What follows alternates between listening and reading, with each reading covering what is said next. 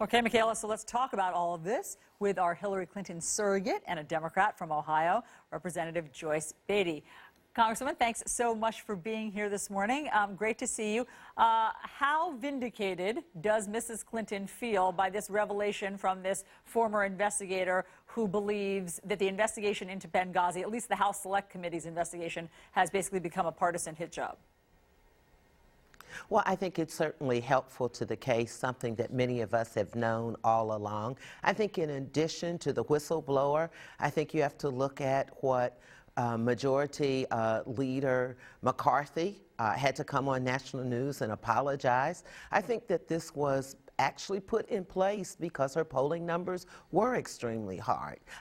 And to be able to think that Republicans would use this committee to bring down her pollings, to have to apologize nationally for that gaffe, and then to have a Republican staffer come and say what he has said, I think it really allows the American people to take pause and understand, while it's serious, yes, but what were the real intentions here? But what happens now? Because this isn't the only investigation. I mean, we counted 10 congressional committees that are investigating Benghazi. Does Mrs. Clinton believe that it will go away, that this will put the issue to bed and it will go away, or not so much?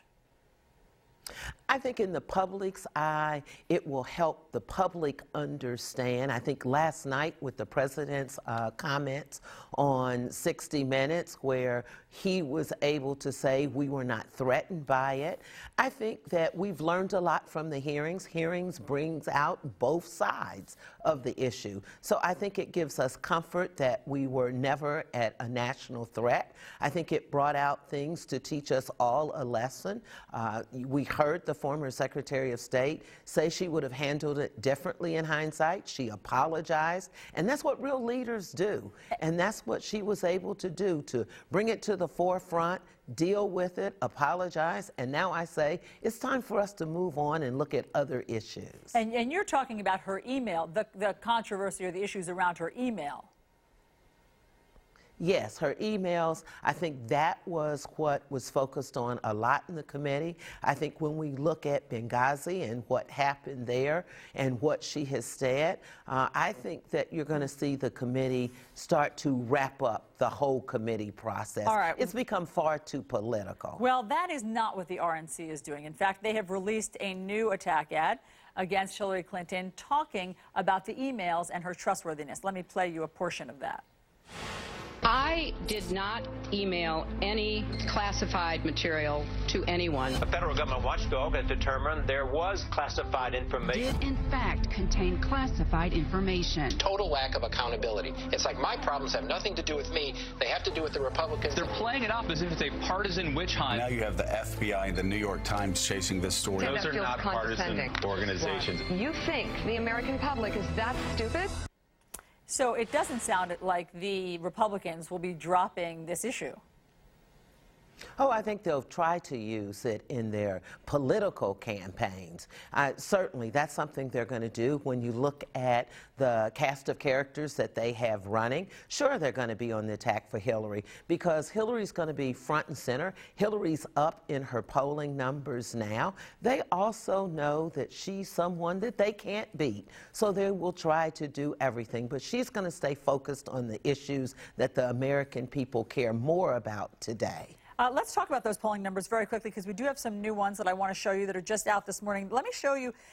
This is for the Democrats' choice for nominee, and it shows Hillary Clinton at 50%. She's ahead of Bernie Sanders, who has 34%. If Joe Biden gets in the race at the moment, he has 12%. She also has really impressive poll numbers in South Carolina. She's at 70% versus Bernie Sanders' 20%. What is she doing right in South Carolina that she's not necessarily doing in New Hampshire, where Bernie Sanders is beating her? I think what she's doing is looking at the base in most of the states, but she's talking about real issues for women. When you talk about equal pay, when you talk about the criminal justice system, she's talking about fairness there. And she actually has plans and ideas. She's meeting with women. She's meeting with African Americans, and she's been out in the front point out in the front. And she's right on point with the issues. I think when you see her center stage tomorrow, it's going to be more than just a position on that stage. She's center stage on the issues. There are a lot of people running for president, but Hillary's ready to be president. And I think that's the comfort that she also gives the American people. She's intelligent. Yeah. She's done this before, so she's well experienced. And I think that brings comfort to people who have been disenfranchised, who have fought so hard to have that right to vote. And she brings out the best in all of the issues, and she relates to the people. She's serious. She's on point. Okay, Representative Joyce Beatty, thanks so much for helping to preview all of these issues with us that will be center stage tomorrow night. Make sure you tune in. It is the big event. Watch the Democratic debate hosted by CNN and Facebook. It's 8:30 p.m. Eastern in Las Vegas. Michaela.